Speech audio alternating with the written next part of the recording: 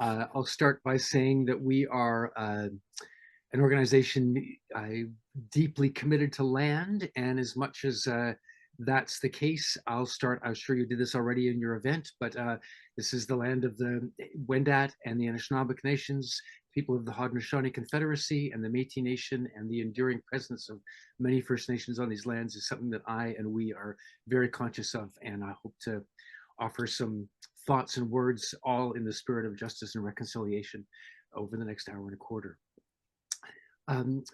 Just a bit of an agenda check. My plan is to have a quick look at the context in which we have this discussion, the housing crisis, give you a little bit of an overview and explanation of community land trusts. Some of you may know more or less about that.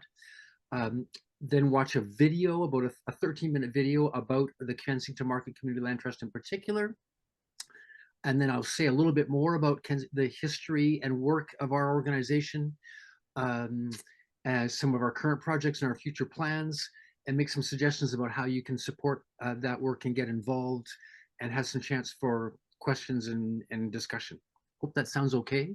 As Elizabeth said, if there are questions as I go, feel free to put your hand up or put something in the chat. Elizabeth's going to help me monitor the chat. I don't mind being interrupted, especially if I say something confusing or something you disagree with or something you want to ask me about. Please do. And I've not, every time I do this, it's a different context and a different link, so it's enormously hard to plan the timing. I believe I have an hour and a quarter, right, till 2:15. Right. I'm going to try to time things to work like that, and not finish too early or go overtime. But anyway, I guess I would just in terms of the agenda check, is there anything in particular that any of you have, like questions or things you'll hope that I'll address in this workshop that I should know about in advance? Nope. I always quote Franz Kafka. I'll say, I'll take your silence as consent. So, yes. So I want to start, as I said, just with a little bit of look at the context. And I'm going to share my screen. I'm going to show a number of quotations from the media about this, the housing situation. And we did a test run. I'm hoping that my screen share works correctly. There you go. We see it. See that? Yeah. So, number of media quotations. First from the Toronto Star.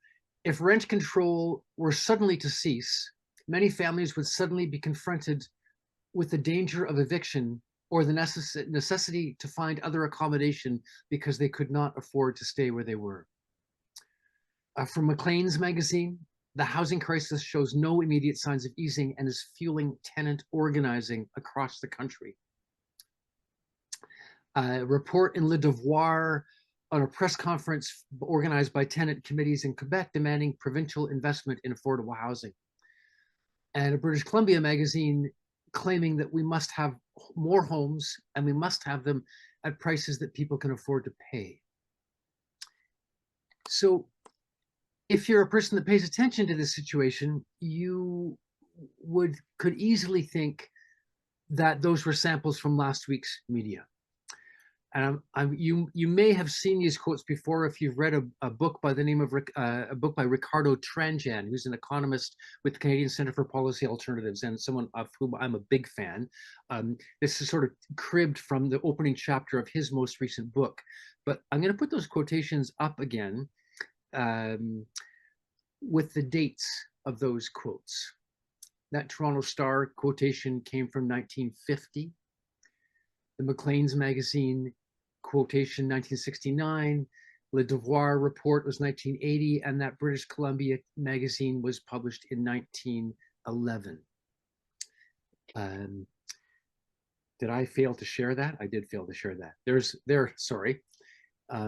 Just to say, there's the quotations again with the years attached. I was shaking my head just at the dates, not at you. And I'm juggling my screen. So for me, what that tells me is that crisis is absolutely the wrong word to describe this situation. I don't think we're in a crisis. The crisis I think in terms of our understanding of that word, is an unusual or surprising or short-term event. It's something that requires an immediate response. It requires that we as a community temporarily adjust our priorities and pull together to address this sudden situation. I argue that a charitable response is something that's appropriate when you've got a crisis, something unexpected.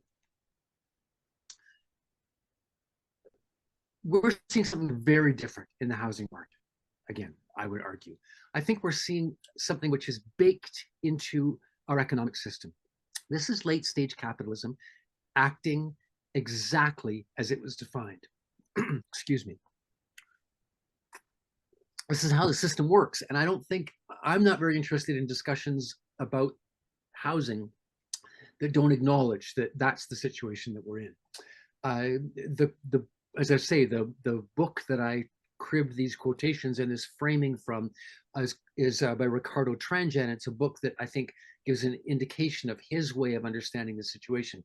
It's a book called The Tenant Class, and I highly recommend it. It's published about 1.5 years ago, The Tenant Class by Ricardo Tranjan. And the point for me the primary point I take from his research is that the concentration of power and wealth and privilege, which is amassing on the side of the owners, the ownership class, the owners of housing, that power and privilege is amassing at an alarming rate. And I don't think there's a way to describe that except class war. The ownership class have power and privilege that's far in excess of their rightful due. And that power and privilege comes at the expense of the tenant class. Now, I'm not pointing a finger directly at every person who owns their own home. Although I want to say, I have this discussion with people all the time. If you own your own home in this country, you live in subsidized housing. And I think we need to be very, very clear about that. The public subsidies to home ownership in this country far outweigh the public subsidies to what is traditionally thought of as subsidized housing or public housing. So in that context, I think it's really important to look at what's happening. And we often hear the term recently, the financialization of housing. A more Marxist term might be the commodification of housing. It means exactly the same thing. It's an outright war on the tenant class, and it's working its way out in terms of unmanageable rents, rent evictions, above guideline rent increases, and tenants in particular, and more generally, I would argue that the bottom 90% of the income spectrum are the losers in this war. And that phenomenon is increasing at an alarming rate. So my activism in this world over the last 10 years or so has been focused in the community land trust sector. And I would argue that the community land trust sector is a very direct, concrete response to the class war that I'm describing. And again, this might be old news to some of you, but I'd like to just share a couple of slides with some definitions about community land trusts. You getting that? What is a community land trust? Is that up there now? Thank you. So community land trusts are nonprofit organizations that acquire and manage land at the direction of their membership. The membership helps to inform community needs and identify uses for the land through collaborative decision-making. I described yesterday in our discussion, I described community land trusts as radically democratic organizations. They generally have an elected board that makes decisions for the land trust and representatives from different membership groups to ensure a balance of power. And a central aspect of CLTs is to counter gentrification and use land for the provision of affordable housing. That's very true in terms of the kind of community land trust that I'm involved in. There are community land trusts that are dedicated to, there are ecological trusts, preserving land for environmental reasons. In the city of Toronto, there are a couple of community land trusts more dedicated to business,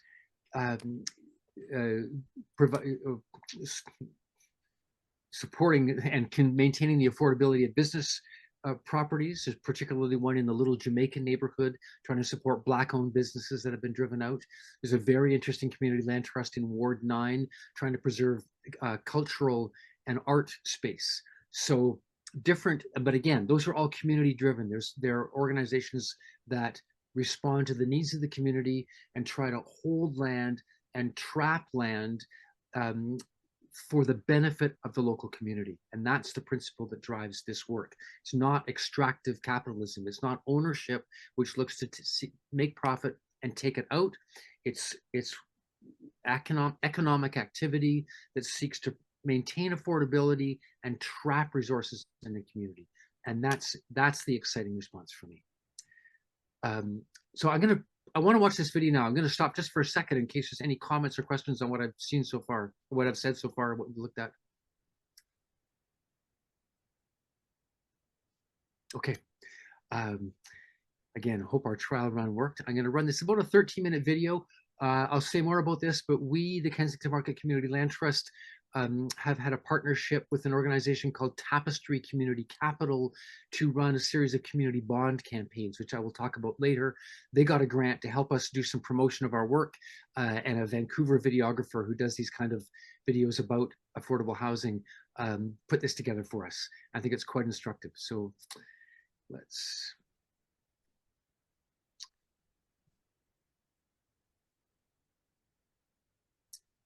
Here we go. Stop me if this isn't working right. Kensington Market is one of the most culturally significant neighborhoods in Toronto. It's a chaotic mixture of over 30 different cultures expressed through its shops, artwork, music, and food, all crammed into a 4x4 block area. Squeeze all of Toronto's cultures into one neighborhood, and it might look like this. How did it happen? Well, it all started with immigrants moving here and saying you to zoning bylaws. In the early 1900s, Jewish newcomers moved here and began to open stores in the Victorian houses, selling everything from produce and milk to deli meats and live chickens. In the following decades, Oh, we've lost sound, Kevin. You're muted now. We don't hear the sound, Kevin. for other renegade groups, well, like queer artists, Sorry. hippies, Oh, and stop. punks. Ah, sorry. I think that was my bad. Let me try. I'm just going to back it up a little bit.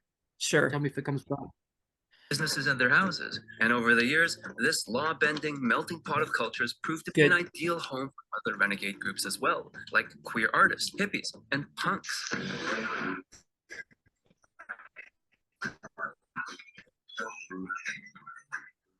Basically, gone if you again, weren't your typical Kevin. white bread Canadian, this was a welcoming community. Oh, it's okay. Sound's gone again?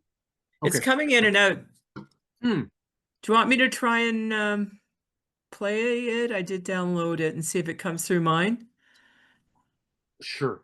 Okay, So let's give it a go. It can only fail, right? if I stop share and then let you. Yeah. Right. I'll go find it. It's on my desktop. Just be patient with me. I think I may have been trying to mute my personal audio and it muted everything coming from my computer. So I'll mute mine now and let you two go. Okay. And let me find Zoom again. Kensington Market is one of the most culturally significant neighborhoods in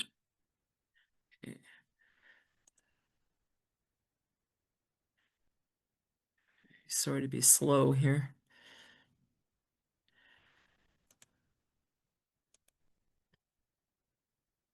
Okay.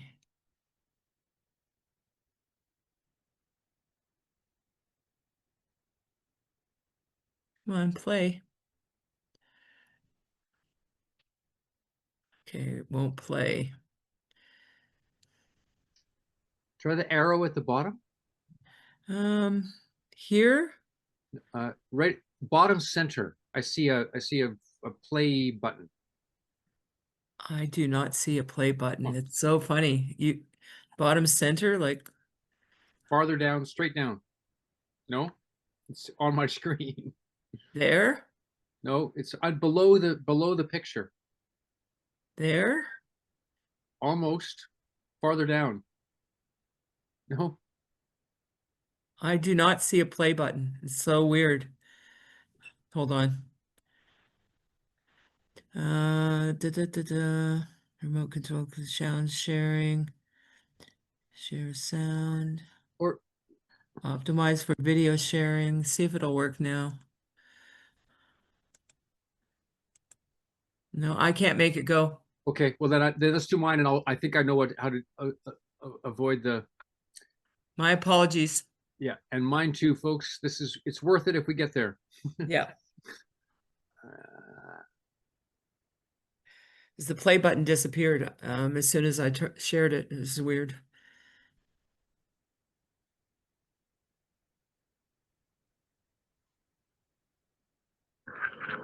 oh, an ad. This game, you're not ready for it. Today, this history has made Kensington Market a beloved neighborhood that Ending melting pot of cultures proved to be an ideal home for other renegade groups as well, like queer artists, hippies, and punks.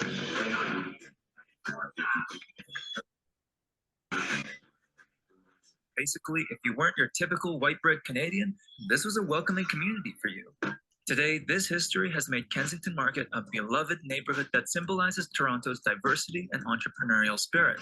It's been featured in music videos, TV shows, documentaries, it was designated a National Historic Site, and it even has its own heritage minute. By bringing newcomers shoulder to shoulder to build new lives together. The reason I bring this up is because Kensington Market is changing, and not like in the ways it's changed before. People love it today, which of course means so does the real estate and tourism industry. Property values in Kensington Market have skyrocketed, resulting in a ton of redevelopment pressure, increasingly unaffordable rents, and short-term rentals like Airbnbs displacing long-time residents. But this change isn't just affecting renters either. Commercial rents have sometimes tripled overnight, leading to many historic small businesses and grocery stores closing to make way for trendy shops, restaurants, and way too many weed stores for some reason. There have even been proposals to introduce a Starbucks, a Loblaws, or a Walmart here. Kensington Market's story isn't uncommon.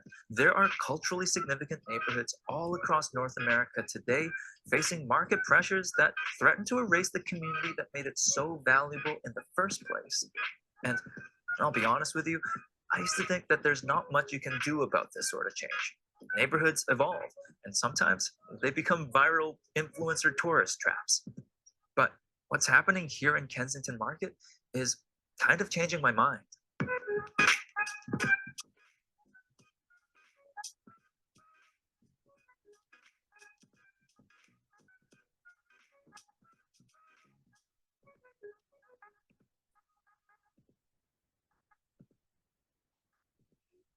The sound's cut out again. The story starts Oh, here. it's good now. 56 Kensington Avenue.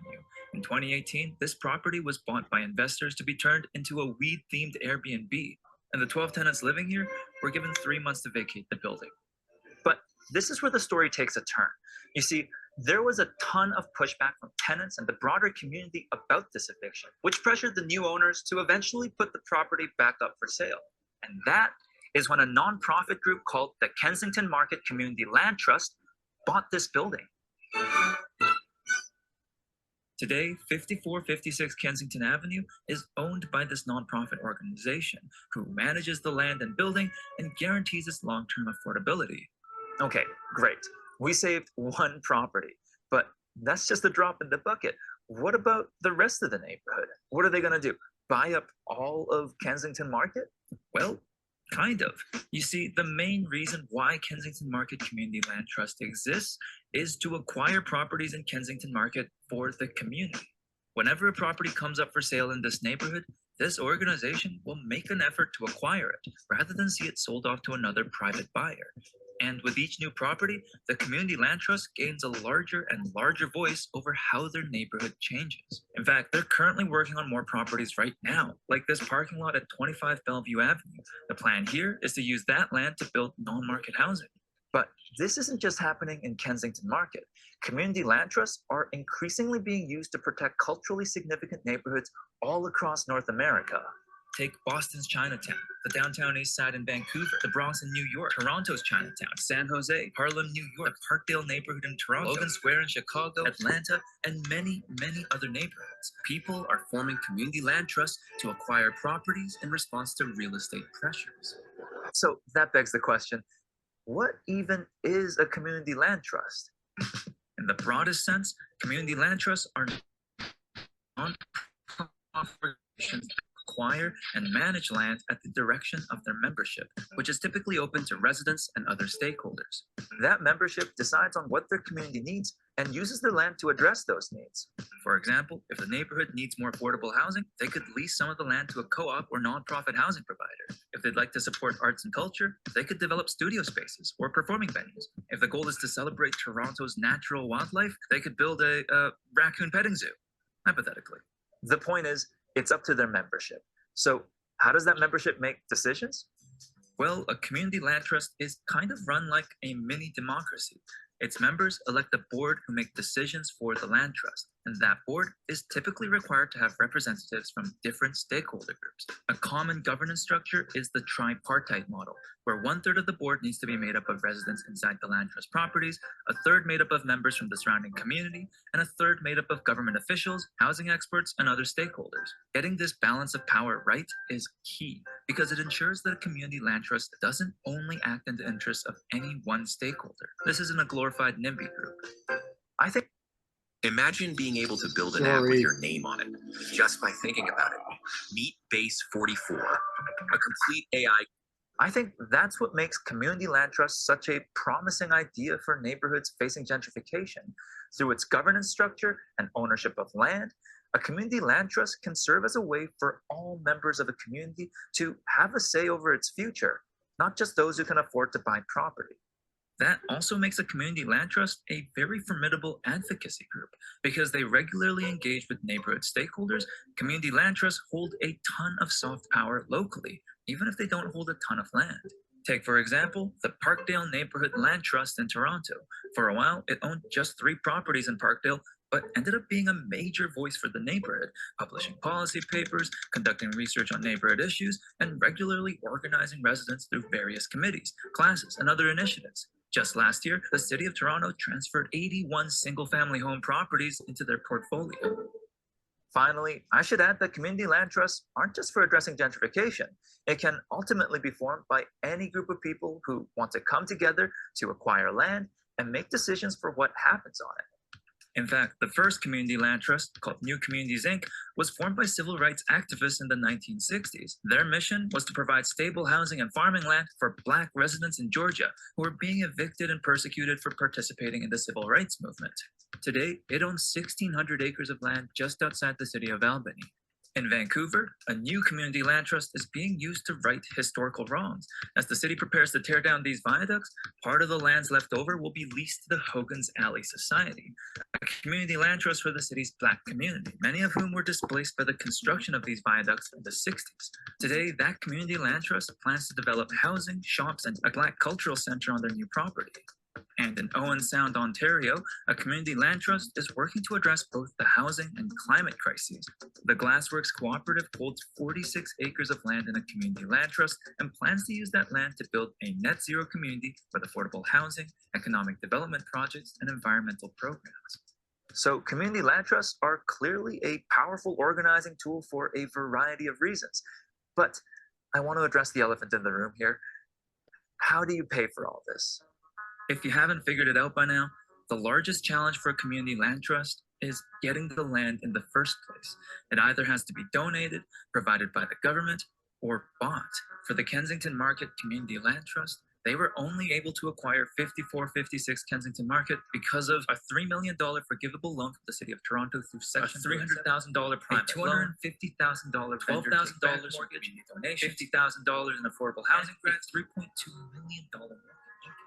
Acquiring properties is a ton of work, and doing this for every property in Kensington Market would be a massive endeavor. There are no shortcuts here. But the reality is that there are no shortcuts when it comes to addressing gentrification. It's a complicated topic with so many differing opinions.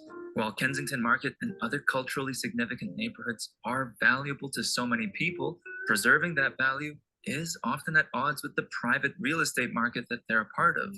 So, though it might not be easy, the most effective solution I can think of is supporting nonprofit organizations like Community Land Trust to acquire the land outright, taking it outside of a system that prioritizes profit and into a system that prioritizes the community.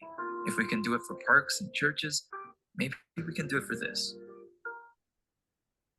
One of the ways that we can support community land trusts acquire more properties right now is through a social finance tool called community bonds, which one of our partners, Tapestry Community Capital, specializes in.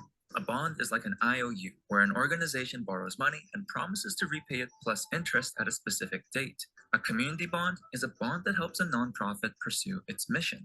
Like a regular bond, the nonprofit is borrowing the money and commits to paying it plus interest. But unlike regular bonds, community bonds aren't just about making a financial return, they're also about socio-cultural and environmental returns. For example, in the case of Kensington Market Community Land Trust, a person would invest their money in the organization not just to collect interest, but to see their money making a tangible impact in their own community, like making sure Kensington Market remains the unique and interesting place that it is. And because they offer more than just a financial return, nonprofits can ask to borrow money with lower interest. Community bonds can be a really effective tool for a community land trust for a couple reasons. First off, a community land trust almost always needs to take out a loan anyways to buy properties. A community bond lets them set out their own terms for how they'd like to borrow money and pay out interest to their supporters instead of a traditional lender, keeping the wealth within their own community. Second, most people already invest money in mutual funds, stocks, or cryptocurrencies anyways, so I think the option to invest that money in a local cause you really believe in that benefits your community instead would be a pretty compelling idea to a lot of people. Community land trusts might not always start with a ton of money, but they almost always start with a lot of community support. And through community bonds, they can turn that social capital into actual capital to acquire more properties. The Kensington Market Community Land Trust is actually preparing to launch their own community bond offering right now to develop a fund to acquire more properties and scale up their work. If you'd like to sign up to be on their interest list, visit kmclt.ca, and if you're curious about community bonds in general, check out Tapestry Community Capital. I want to leave the final word for this video with Chi Tam from the Kensington Market Community Land Trust. Kensington Market is changing. It's going to keep on changing. We're not here to freeze this neighborhood in time. But that change right now is disproportionately being shaped by people who have massive amounts of money and property already. I believe, and a lot of us believe, that Kensington Market is interesting and weird because it's a place where new generations of businesses and artists have come to try out their ideas. It's affordable enough for them to do so. The renters, businesses, artists, and other folks who don't have the means to own property. And that's why we started a community land trust, is because we believe that those people deserve to shape this neighborhood too. We don't have to pay for that. Only find me when we strike. We don't need to avoid a surrender. From the night watches over the day. From the times we're being worked hard.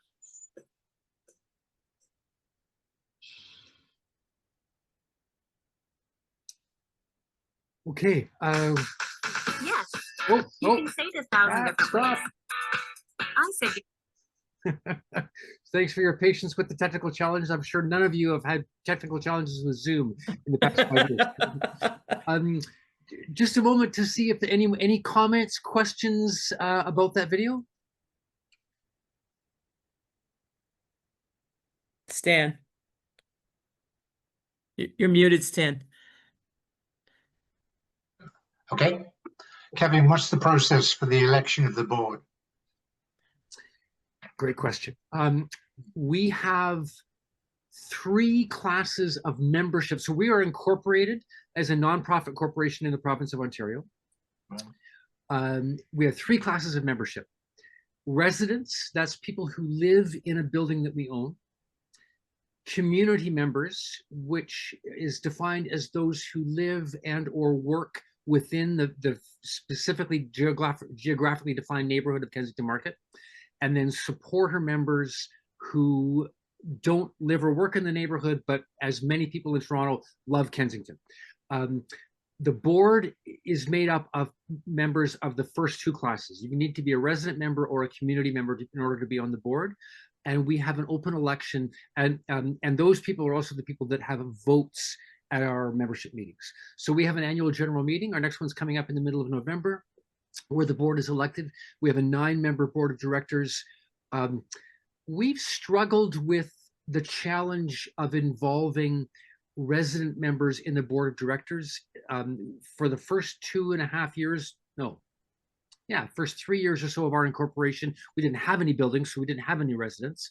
The people who lived in our first building in particular are often folks who've experienced a lot of trauma and homelessness, and sometimes being involved in the board of directors is challenging. So at the moment, we have one resident member. Our bylaws say we must have at least one resident member and at least one community member. At the moment, we have that. We have one resident member and 8 community members, all of whom were elected by the broad membership.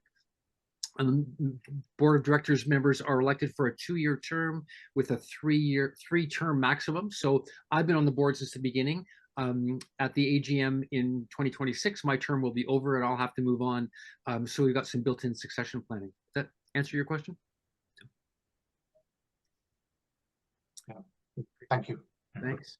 And I'll say a little more in a moment about the organization and how we came to be. Excuse me, does everyone who is living within the confines of the parameter, does everyone have to be a member have membership in this organization? And what percentage of them do at the moment? The second question is harder to answer than the first one. Absolutely not. No one has to be a member. We would love everyone. We would love everyone to be a member of our organization. We'd love everyone who lives and works in Kensington to be a member, and we're constantly putting the word out. We have about 500 or 600 members of our organization. That's much smaller than the population of Kensington Market. I can't give you a proportion, but it's an open thing. Anyone can become a member. As I say, the class of membership defines on where you live and work, but we're always trying to build up our membership. And if by being a member, you get our newsletter. If you're a community member, you can vote at our meetings. You can be aware of what we're doing. So we have an open call, and we're constantly trying to recruit people. Anything else? Maybe I'll carry on, just say a little more about the organization. And again, please jump in if you've got questions. So the video covered some of this, but how did this happen? There was, over the last 15 years or so, an organization called Friends of Kensington Market, which is kind of our ancestor in the neighborhood. That group came together primarily as a development watch organization and really coalesced around the fight against Walmart. So if you're familiar with Kensington Market, the western boundary is Bathurst Street. There's a large commercial site immediately across Bathurst Street, which was redeveloped. It used to be Cromer Radio, if you know the neighborhood. A big development came in, and with Walmart as the anchor tenant. And there was an enormously large and very quickly coalesced fight to stop Walmart coming into the neighborhood because of exactly what I was speaking about earlier, extractive capitalism. We know from all over the world the way that Walmarts move in and suck wealth out of communities and shut down local businesses. Real threat to the ecosystem of Kensington Market. We were successful. That group managed to stop that Walmart. The development went ahead with an agreement registered on title that Walmart would not be the anchor tenant. And then that group continued to do that kind of work in the neighborhood and looked more and more at gentrification and the issues of affordability and learned about community land trusts and decided to set up a working group to pursue that goal. I was a member of Friends of Kensington and involved in some of those campaigns, but joined this working group and went on to form a land trust. We were incorporated in 2017. In early 2020, in early 2021, in the depths of the pandemic, we got word that 5456 Kensington Avenue, that building you saw in the video, the building with the mural of the Mona Lisa on the side, had come for sale. It had been purchased, as you heard, by a developer that wanted to set up a cannabis-themed hotel, whatever that means, and gave the tenants eviction notices, completely illegal eviction notices. Again, to reference my earlier comment, the way that the financialization of housing is working its way out. Often developers come in and in complete, well, not ignorance, but violation of tenant protection laws, told people they had to move out. The neighborhood organized very quickly. There's a famous story of the New Year's Day 2019.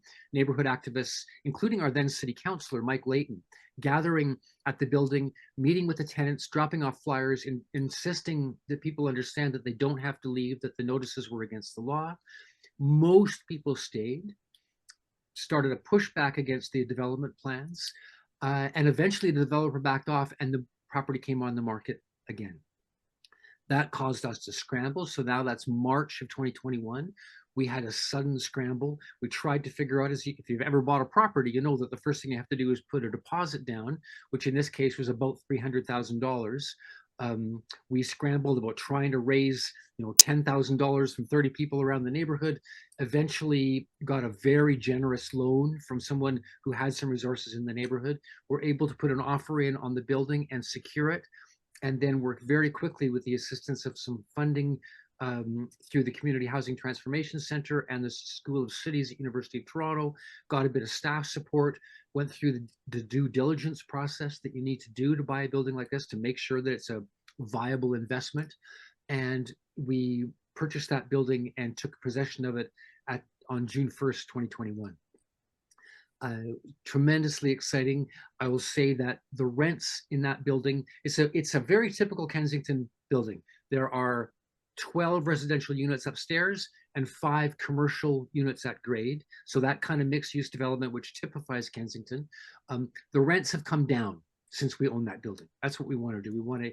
And that's the argument that I make constantly, that when properties are owned by a community-based organization over the long term, they actually become more, not less affordable, which is directly opposite to what usually happens with even a so-called affordable housing investment. So anyway, that building's been operating since then. We continue to manage it. If I sort of move on, actually, I was looking at my notes. I've got some slides about this, but really I can just, let me just show you again, where do I?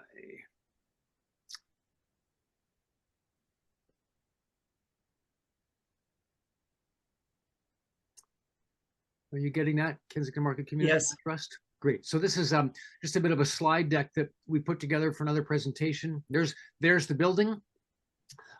As a fun little aside, that mural that you can see the side of with the Mona Lisa on the side of the building was originally painted about 30 years ago by an artist who has since moved to Nova Scotia, but it had been really deteriorating. We got a grant this year to restore the mural, and we've just had a relaunch of the mural. We brought the original artist back from Nova Scotia. He got up on a big sky on a lift over 2 weeks and repainted the mural. So we're able to keep some of that famous community art together, which I'm quite proud of. So Kensington Market is a community-led nonprofit that acquires and manages land in Toronto's Kensington Market. We remove property from the pressure of the speculative real estate market with the overarching goal of long-term community benefit. Those housing units in that building will be affordable forever. And there's not many other instances where organizations can claim that. These words are taken directly from our Articles of Incorporation. Overarching goal of our work is land use for community benefit in Kensington, including the provision of affordable housing and stable, affordable commercial spaces, the maintenance of the historical built form and eclectic mixed use nature that makes Kensington unique, and the continued presence of different cultures and socioeconomic backgrounds in the residents and businesses of Kensington. Kensington has been the first port of call for every successive wave of immigration over 150 years in Toronto. It makes it a very dynamic, interesting, and pretty challenging neighborhood. But that's what we're trying to preserve against the enormous pressures. As again, Ute says in the video, it's a really interesting neighborhood, and that makes money interested in the neighborhood. We're really struggling. We're involved not only in housing, but in the commercial spaces. And one of the things that's happening in our neighborhood is that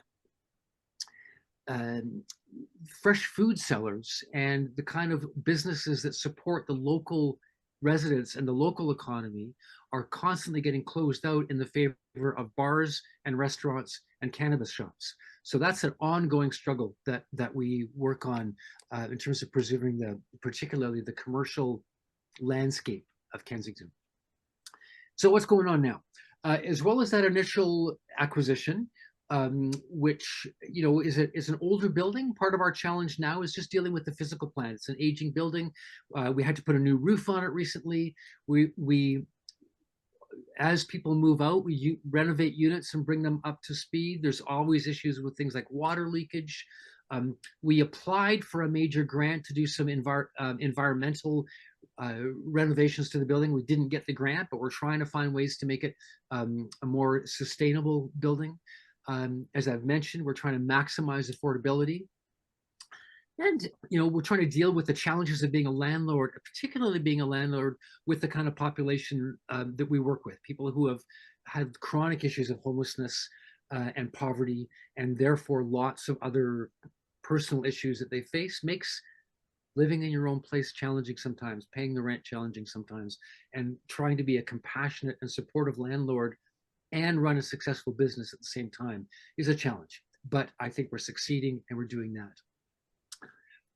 Before we acquired that building, our very first public action as an organization focused around a Green Pea parking lot, a municipally owned parking lot on Bellevue Avenue, right in the middle of Kensington, which had been housing, and the housing was torn down and the parking lot was put up, to quote a Joni Mitchell song, about 40 years ago. And we started to organize to say there could be better use of this land. The then city councillor for the area, Joe Cressy, referred to the parking lot as the largest underutilized piece of property in Kensington.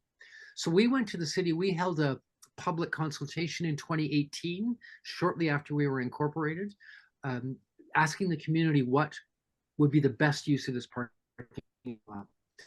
And we gathered a set of principles, which we put into a document and went to the city. And then over the next 5 or 6 years, continually lobbied the city of Toronto to make better use of that land that they owned. And I'm very excited to say that early last year, in a surprise to us, I think almost directly attributable to the fact that Olivia Chow was elected mayor, the city decided to move ahead. They acquired funding through the through the federal government's Rapid Housing Initiative, and announced that they were going to not only allow that property to be developed as affordable housing, but to do it themselves. The city's taking a very aggressive public developer role to develop that property. They issued a call for a community-based nonprofit to operate the project once it's done, and we applied for that in conjunction with a nonprofit housing manager and provider called St. Clair's Nonprofit Homes. And we're now in the middle of getting ready for that building to be open. It's under construction. We've been very involved in the design phase and the community consultation phases. There's a construction site now going on 50 meters south of where I'm sitting right now. It's very exciting to see. That building should open in the autumn of 2026. There'll be 78 rent geared to income units, studios and 1-bedrooms designed specifically for people coming right out of the experience of homelessness, supports built in to help them keep their housing. So that was another huge success. We've gone on to purchase 2 more properties, both this year. It's been a very busy year for us. Earlier this year, we were able to acquire a building at 380 Spadina Avenue. So again, I don't know how many of you are familiar with the specifics of this neighborhood. You saw a map in the video. College Street to the north, Dundas to the south, Bathurst Street to the west, Spadina to the east is the block which we call Kensington Market. On our eastern border on Spadina Avenue, a building came up for sale. Again, Ute's question about how you pay for this is really the challenge. We had a great opportunity. We had a significant private donor who wanted to support our work. We had a little bit of money from the City of Toronto program known as MURA, the Multi-Unit Residential Acquisition Program, which is a program designed explicitly to support organizations like ours doing this, acquiring existing rental housing, affordable housing, naturally occurring affordable housing, we call it, and preserving it so it doesn't fall prey to development. So a little bit of money from the City of Toronto, a significant private donation, and we had launched a community bond campaign that you heard about, and again, I'm going to say more about it in a minute. Through the combination of those 3 bits of a capital stack, we were able to buy this building with a well-established community business, a big bicycle shop, Uncle Jacob's Bikes, on the ground floor, and 2 beautiful, classic, large, apartment buildings upstairs in a sort of single unit building on Spadina. The thing I love about that acquisition, although it's a small building, again, very typically mixed use like Kensington has, because we had a donation, city money, and community bonds, there's no private bank financing involved in that purchase. All of the debt on that purchase is owned by the community, which makes me enormously proud that we've been able to do that and really, again, situate that so that the economic activity that's involved in that purchase and that operation is the benefits of that are accruing straight into our neighborhood and not getting pulled out to bank interest or whatever. We had just got that building up and running when a much bigger opportunity came along, again through a significant grant from a foundation that looks to support these kind of acquisitions. A larger amount of city money through that same program and some money that's left over from what's called Section 37 funding, which I can explain if you want, but it's money that comes to the city through other developments and sits at the control of the city until there's a community-based project they want to support. And in this case, a mortgage through Van City Credit Union, we were able to buy a much larger building farther south on Spadina Avenue at 302 Spadina. That building's got, again, mixed use, but 26 residential units upstairs on the top 3 floors, and then 3 floors, a basement, ground floor, second floor of commercial units. So by far the biggest building we've ever owned, and a very, very exciting opportunity. Interesting also in that case, because as I mentioned, these are on Spadina Avenue. So while they're within the boundaries that we define as Kensington Market, they're also arguably very much in the center of Chinatown. There is a Chinatown Community Land Trust as well that formed a couple of years ago. Chi Tam, who was our executive director that you met in the video, has moved over and is now the director of the Chinatown Community Land Trust. And we've had ongoing conversations with them about how we can partner with them. They're not in a position in terms of funding or organizational growth to acquire a building themselves, which is why we were able to go in and do it. But we want to involve them and work in partnership through the ongoing operation of that building, which is another aspect of this community land trust movement that I'm very excited about. You also heard about the Parkdale Neighborhood Land Trust in the video. I talked about the Little Jamaica Land Trust and the Ward 9 Cultural Land Trust. We have a really great network, a very, very supportive network. When we were going through the acquisition of 54 Kensington, the Parkdale Neighborhood Land Trust is kind of our big sister, provided enormous support in terms of how to develop a pro forma, how to do due diligence work to make sure that our investment was secure. And that network is unlike a lot of capitalist development where organizations are competing with themselves all the time. We find we support each other. I just came back from a national conference in Halifax. There's an annual summit of community land trusts. Again, a lot of mutual learning, a lot of mutual development of resources to help this really vibrant and growing neighborhood. Movement. Back to our neighborhood. 302 Spadina, that big building is, again, it's an older building. One of the things we knew when we bought is it needed a new elevator, which is an $80,000 or $90,000 investment we had to put in. There's lots of other work it needs. We had to build that all into the capital budget before we were sure we could acquire it. We're now, and again, I'm going to say more about community bonds in a moment, but we're in our second round of a community bond raise because we have a friendly mortgagee.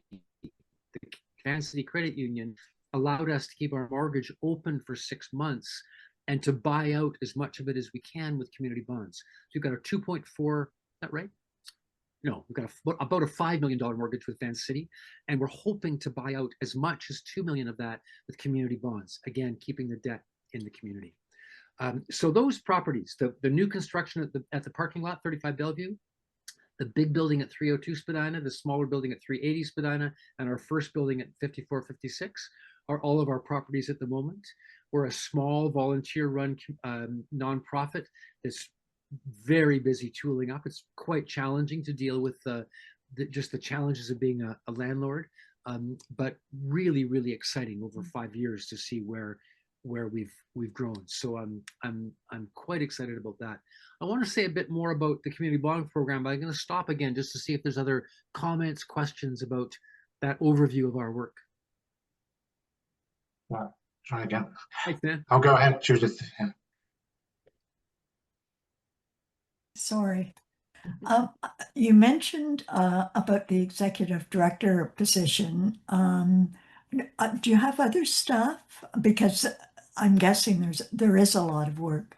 There's an enormous amount of work. And when I said we have a volunteer run, we have a volunteer board, but yes, we have 3 staff. Good question. And we have fantastic staff. We're so lucky. And that's part of the reason we've been able to do this work.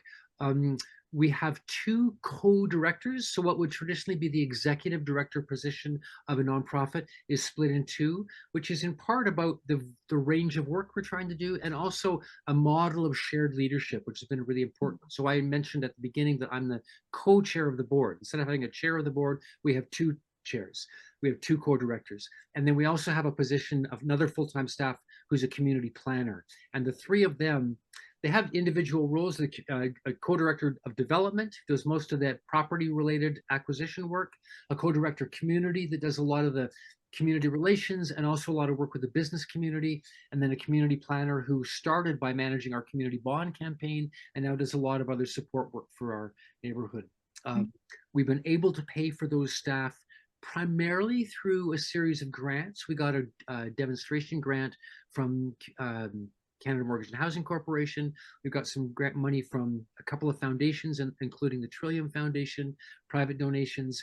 And as we grow, we make a little bit of money from operating our buildings. We're not extracting a lot of profit, but there is a bit of profit, and all of that together enables us to keep our staff complement. At the moment, we're pretty secure until late next year. Part of the work we have to do is to continue that, but yeah, the staff are a really important part of our work. Thank you. Thanks. Stan, did you have a question? Yep. Well, Kevin, my question was, are there any other groups, similar groups in the city that you can liaise with? Mm-hmm. Absolutely. I was starting to mention those. So the longest running, one step back, community land trusts, as you learned in the video, the first one as acknowledged in the world was in the late 60s in Georgia.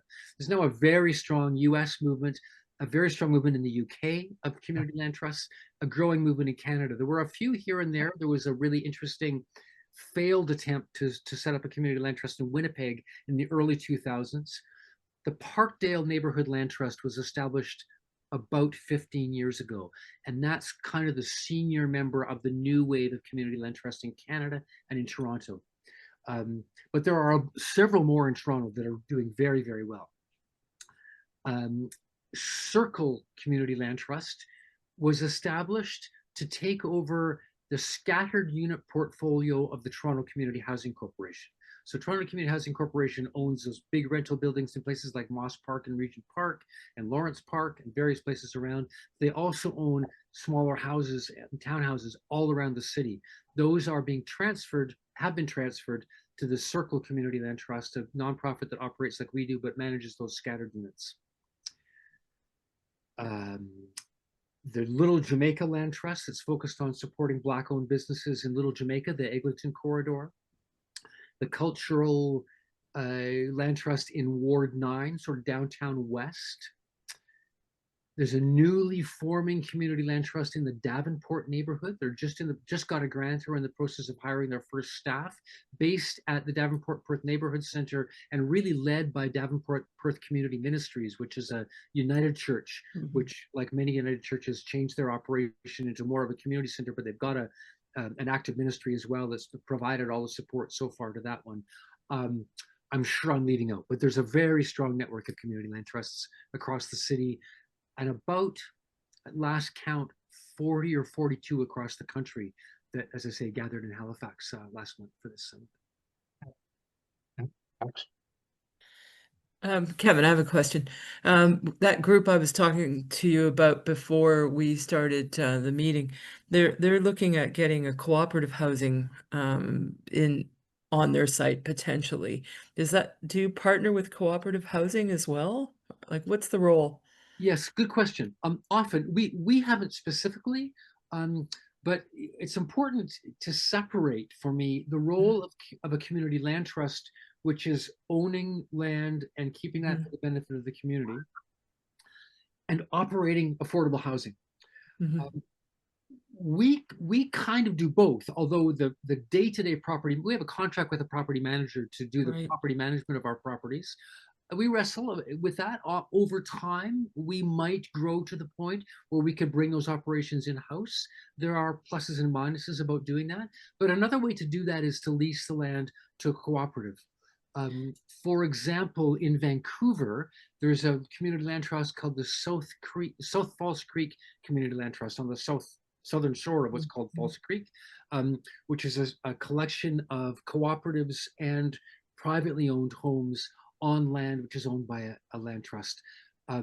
We had very extensive conversations with co-ops when we acquired our first building, looking at what model might own and operate the actual housing on our first property. And it's a really good fit. The values and principles involved in nonprofit co-ops very close to what we aspire to as community land trusts. And it's quite a valid model that a community land trust would own the land and then lease a building which would be operated by a cooperative. I think that's what they're planning to do. Like the church would still own the land and lease it out to a cooperative. I think that's what they're hoping to do. Right. Thanks for that, Kevin. Right. Send them all. Anyone else? Let me just say a little more, and again, jump in.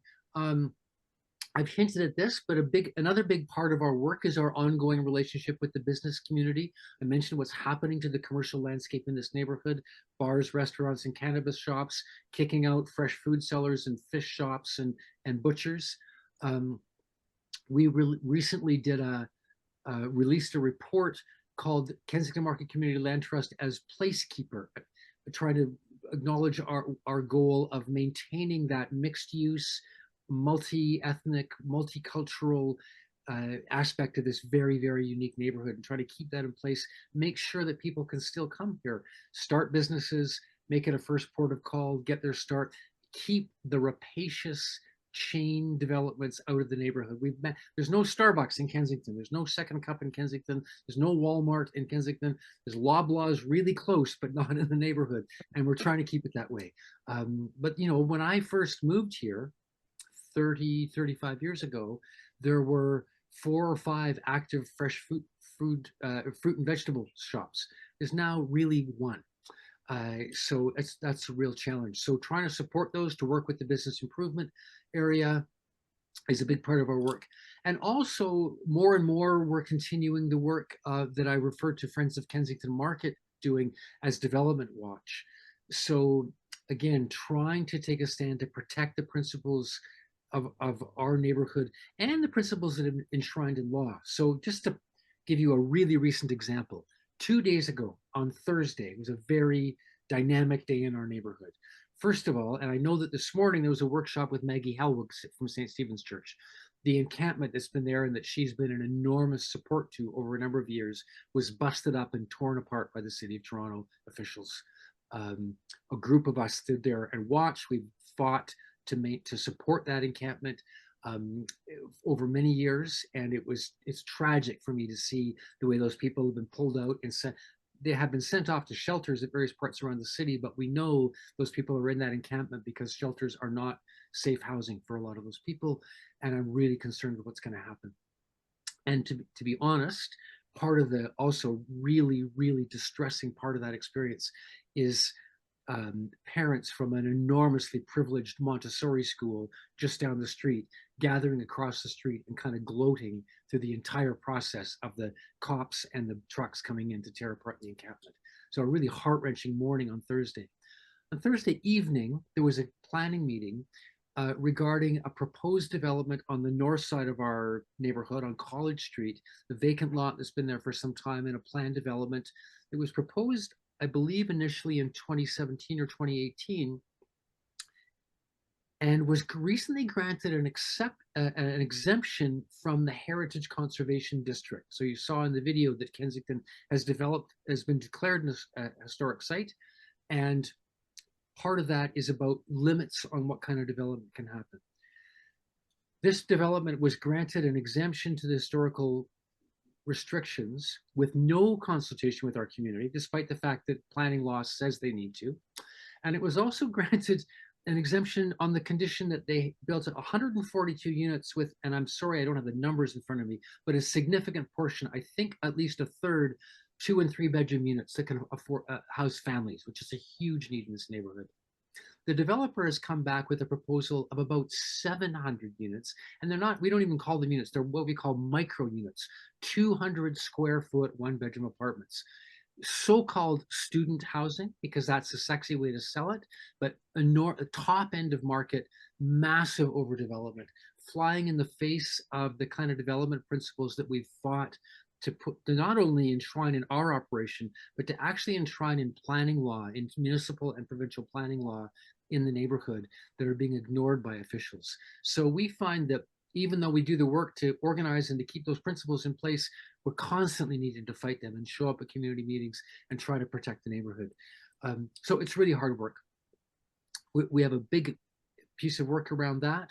And then we're an ongoing, as well as the property management I described, constantly looking at possibilities for new acquisitions. We're not really in a place to buy another building at the moment. We don't have the money, but when the next round of the multi-unit residential acquisition program is announced at the city, we will apply.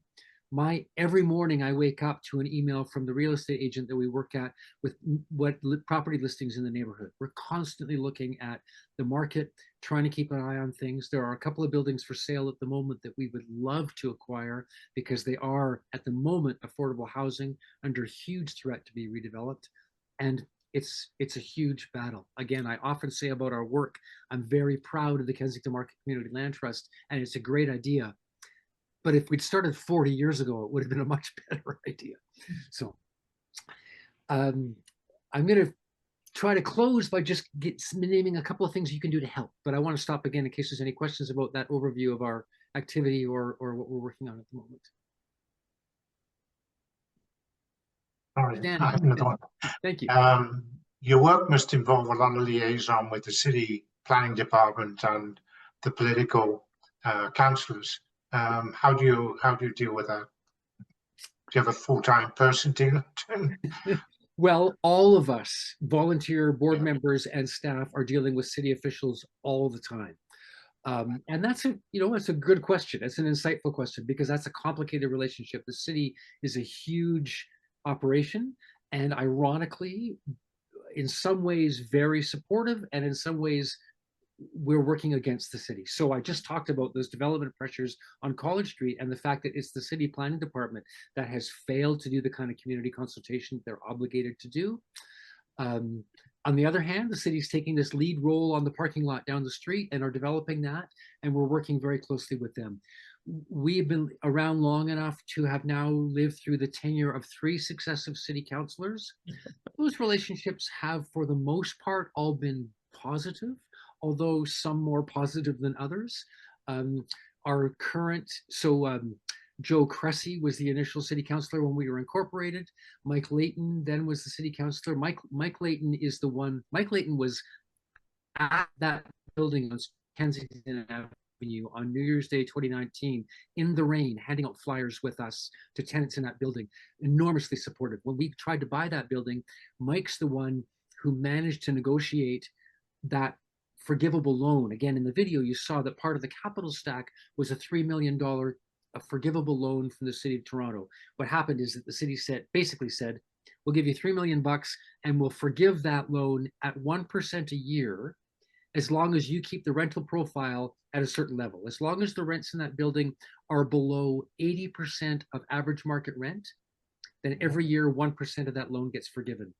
The rents in that building are currently about 65% of average market rent. As I say, we're trying to push them down. But it was Mike Layton who made that happen. Our current city councilor is Diane Sachs. We had a very testy relationship with her when she was first elected. At the moment, she's been very supportive of us and helped send a bunch of resources our way. So I'll thank her for that. But yeah, it's a constant job, and not only the political representatives, but as you say, the bureaucracy, the planning department, the cultural department, lots of people, mostly a very supportive relationship. I would certainly say that the city of Toronto, as opposed to the province or the federal government, and particularly as opposed to the province, is for the most part really on side with the struggle. But it takes a lot of work and a lot of, yeah, I have emails in my box every day from somebody at the city. So Good luck. thank you. Other questions, comments about the current work? Almost out of time, and I want to, so I've got a little list. As part of my mandate from the diocese was to try to talk about how you can help. So here's a couple of ideas. Again, ask me about them when I see. Donate. Money's always useful. We'll take your donations, and I'm happy for donations. And you can go to our website, and maybe I should say at the beginning, anyway, anything you want to learn about our work and get more involved in our work, KMCLT is our acronym, Kensington Market Community Land Trust. KMCLT.ca.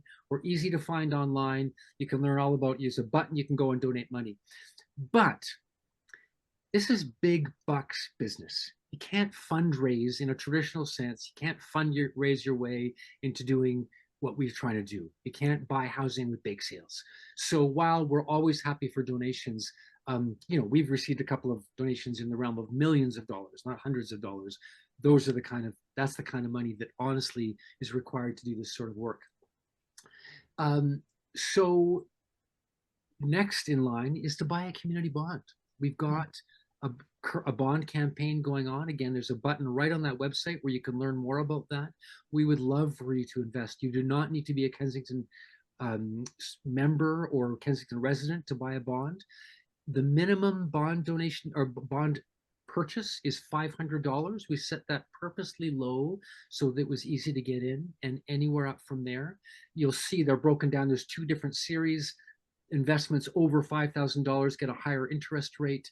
And the more, at the moment with this current raise, the more money we're able to raise through bonds, we can buy out that mortgage from the Vancity Credit Union, which means that the interest rate we pay on our bonds is a little lower than our mortgage rate. So it saves us money over the time. It gives you a chance for your money to earn interest, but also to support our work. I would also encourage you, I don't know where you live, but you live in different places around the Diocese of Toronto, I'm sure. And I'm sure that there are community land trusts near you, either existing or trying to get rolling. Learn about those, get involved, support them, become a member, join the board. Please join the Kensington Market Community Land Trust as well. If you don't live in the neighborhood, you can be a supporter member. It doesn't cost anything, but by being a supporter member, you get our newsletter once or twice a month. You'll learn what we're doing. You'll learn when we have a vacancy in our building, or when we have an opening on our board of directors, or when we're selling community bonds. And you can do that, and you can also join the CLT in your own neighborhood. I would also really encourage you to pay attention to the kinds of housing and development issues that I've described in your own neighborhood. Everywhere in the country, we're facing these challenges from financialization of housing. So when landlords are renovicting tenants in your neighborhood, get involved, help organize. Find out who it is in your neighborhood, the legal clinics, the nonprofits that are working with tenants to support them. Tenants do have rights in this province, not as strongly supported as I'd like, but there are rights which are often flagrantly violated by financialized landlords. So develop those, challenge the landlords, go to public meetings and voice your support. Voice your support for nonprofit-led developments. Very often, co-ops and nonprofits face enormous NIMBY pressures when they want to build affordable housing in neighborhoods, and they need the support of more privileged residents of the neighborhood, people who own homes and live and work in those neighborhoods, to say, yes, this is the kind of community I want to live in. There's opportunities everywhere in Canada to get involved in that kind of support. If you live in the city of Toronto, I would love you to push your city councillor to support the MURA program. Again, multi-unit residential acquisition program. Olivia Chow, our mayor, has been quite supportive of that program, but the more money that's in that program, the more can support organizations like ours acquiring property. And I'll say again, the value of that investment is that that housing, when it gets acquired by an organization like ours, is affordable forever. And most affordable housing investment at every level of government in all of history in Canada cannot make that claim. Most of the money goes to a housing which is affordable once, but 10 or 20 years down the road is in the market and subject to all those pressures. So it's a great way for public money to actually make a lasting investment. There's a few ideas. I think that's the end of my notes. We're just about out of time. If there are any other questions, I'd love to answer them. And in any case, I really appreciate your attention and the chance to be with you this afternoon. So.